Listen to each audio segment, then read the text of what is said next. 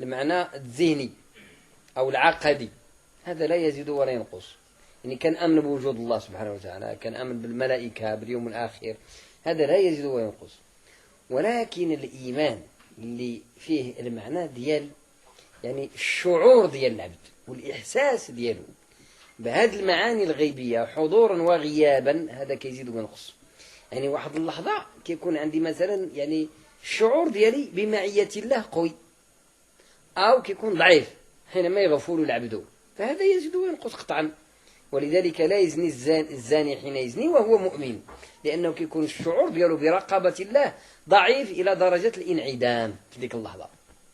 ماشي معناته راه كافر، لا، ليس بكافر، ولكن الإيمان يعني بمعنى الإحساس، ولما يدخل الإيمان في قلوبكم، هذا في ذيك اللحظة عنده فيه صفر. ولذلك المؤمن لما كيجلس مع أخوه المؤمن في واحد المجلس ديال الخير وقع التذاكر، كتحيا الروح الإيمانية في القلب وتقوى تقوى تقوى. ولذلك قال له يجلس بنا نؤمن ساعة. هذا هو المقصد الأساس منه، وهو اللي كنا نيت كنتكلموا عليه بشكل بين، والله أعلم. يعني هذا في الظاهر فعلا. هناك يعني من كان يظن هذا، بالعكس تماما بالعكس. معجزة رسول الله محمد بن عبد الله عليه الصلاة والسلام هي أقوى المعجزات على الإطلاق. لأنه الإنسان شنو كيجيه لباله لما كيذكر المعجزة؟ لما كيذكر المعجزة يعني الانطباع اللي عند الناس وأغلب الناس هو يعني الخوارق ديال العادات، يعني كعصا موسى وكإبراء الأكماه والأعمى والأبرص عند عيسى عليه السلام وإحياء الموتى إلى آخره إلى آخره، ومعجزة إبراهيم عليه السلام حينما ألقي في النار وقلنا يا نار كوني بردا وسلاما على إبراهيم. يعني هذه المعجزات هذه يعني القيمة ديالها إذا قورنت بمعجزة رسول الله عليه الصلاة والسلام اللي هي القرآن الكريم، يعني لا تكاد تساوي شيئا آنئذ عند هذه المقارنة. علاش؟ لأن هذه المعجزات التي يعني هي حق من الله سبحانه وتعالى، لا شك في ذلك، هي كتعلق بالزمان والإنسان ديالها فقط. بحال عصا موسى، عصا موسى أولا خدامة غير في يد موسى، حتى في ذاك الزمان لو أنه يشد ديك العصا شي واحد آخر ما دير له والو، كتولي عصا والسلام. بينما يعني أسرارها حينما تكون بيد موسى. ها واحد. الأمر الثاني أنه انقطعت فائدتها بموت موسى عليه السلام إلى يوم القيامة، انتهى. وكل المعجزات اللي هي من هذا القبيل هكا دايره، غير يموت مولاها ذاك الرسول كتمشي بحالها كتبقاش. بينما رسول الله عليه الصلاة والسلام عنده أشد وأقوى من عصا موسى اللي هو القرآن الكريم اللي ربي تعالى كرمه به وكرم هذه الأمة به. ومن الأشياء العجيبة جدا في القرآن الكريم فيه الخصائص اللي ما كانتش في الكتب السابقة. وأبرز هذه الخصائص أن حتى هذه الكتب السابقة التوراة والإنجيل والزبور وصحف إبراهيم إلى آخره هي كتب أنزلت في قبائل، يعني هادو بني إسرائيل، هادو فلان، هادو عاد، هادو ثمود، قبيلة. فلما كتموت هذه القبيلة أو كتنقرض قيمة الكتاب تنتهي وترفع بركته.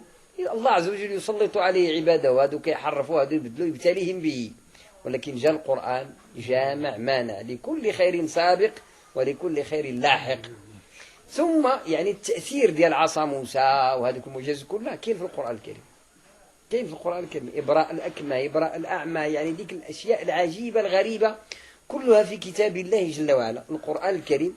لكن حينما تكتشف أسراره اللي ربي تعالى فتح له البصيرة دياله وقراه بعمق وبقوة ديال الاتصال المباشر بالله جل وعلا، فحينما يقرأه العبد بهذا المعنى، معنى التلقي، كنا نتكلم عن المعنى ديال التلقي، وإنك لا تلقى القرآن يعني تلقي القرآن الكريم، إنا سنلقي عليك قولا ثقيلا. العبد لما يبدأ يقرأ القرآن ويحس بأنه نازل من عند الله عز وجل ويقع كلامه سبحانه وتعالى من قلبه موقع النور، هذيك اللحظة هذاك العبد آنئذ يكون له بفضل القرآن الكريم اللي هو كلام الله سبحانه وتعالى ونور ديال الله سبحانه وتعالى، يكون له من الخواص ما لا يكون لأي إنسان في ذيك اللحظة. ولذلك هذاك الصحابي الجليل داوى واحد عضاه الحية بسورة الفاتحة، وهذه غريبة من الغرائب. سورة الفاتحة لما كتداوي بها واحد عضاه الحية يعني تحيي الموتى، لأن عضته الحية المفروض يكون مات، لكنه أنقذهم من الموت بفضل الله عز وجل. وكل هذه الأشياء وبزاف ديال الناس وقعت لهم عجائب وغرائب مع القرآن الكريم حينما تصدق النيات وتخلص لله عز وجل وتصفو السرائر. والشيء الأعجب من هذا كله أن القرآن يفضل الكتب السابقة والمعجزات السابقة كلها، فكون التأثير ديالو ماشي غير لما يكون بيد سيدنا محمد، لا، عليه الصلاة والسلام يكون عند أي واحد، عند أي واحد. احنا تكلمنا بأن يعني المعجزات الأخرى قيمتها مع الأنبياء ديولها أو الرسل ديولها، بينما قيمة القرآن مع سيدنا محمد وبعده إلى يوم القيامة قيمته باقية فيه، وأسرار ديالو باقية فيه، لأنه كلام الله الخالد السرمدي، يعني ما كيموتش ما كينقرضش. ولهذا يعني هذا القرآن الكريم راه واحد الكنز عظيم جدا. ما كاينش هذا المعنى ديال يعني المعجزات ديال سيدنا محمد أقل شأنا حاشا أبدا، بل هي أعظم المعجزات على الإطلاق. وفي القرآن الكريم صوروا آيات لم ينزل قبلها قط، والذي نفسي بيده ما أنزل في التوراة ولا في الإنجيل ولا في الفرقان مثلها، أي سورة الفاتحة، وكذلك آيات الكرسي وخواتيم البقرة، واحد العدد ديال المقاطع والصور والآيات ذكرت بالأحاديث النبوية الصحيحة على أنها ما كاينش بحالها نهائيا، وعلى أن فيها أسرار خاصة وقوة ربانية خاصة هي في القرآن الكريم كله، لكن مواضع معينة فيها من السر ما ليس في غيرها، والله أعلم. هذا ثبت في الأحاديث الصحيحة وأنا فصلناه في دروس سابقة. عمر بن الخطاب رضي الله عنه هو الذي كان يقرأ صحيفة من التوراة بين يدي رسول الله صلى الله عليه وسلم، ولما لقى النبي صلى الله عليه وسلم كيقرأها غضب من ذلك وقال والله لو كان موسى حيا بين أظهرنا ما وسعه إلا أن يتبعني.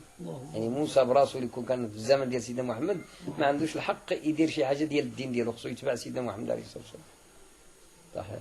يعني تأخير الزواج يمكن الإنسان ما يتزوجش يا خطرة؟ لا أبدا.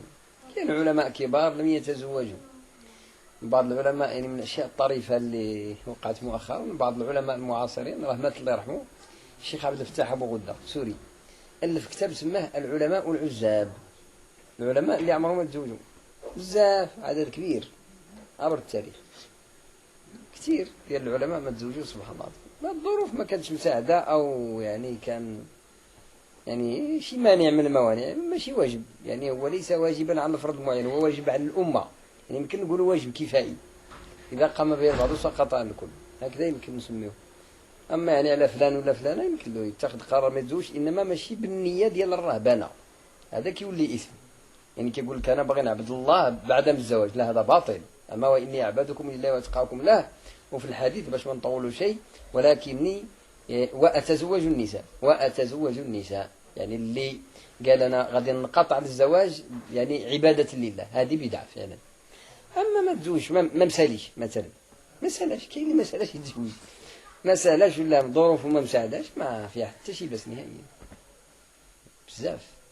بزاف ديال العلماء ما تزوجوش، لا داكشي كيختلف، حقيقة هي قليل ولكن كيختلف سبحان الله. بزاف ديال الناس كتشوف الناس طبائع داكشي صعيب تعمم طبائع.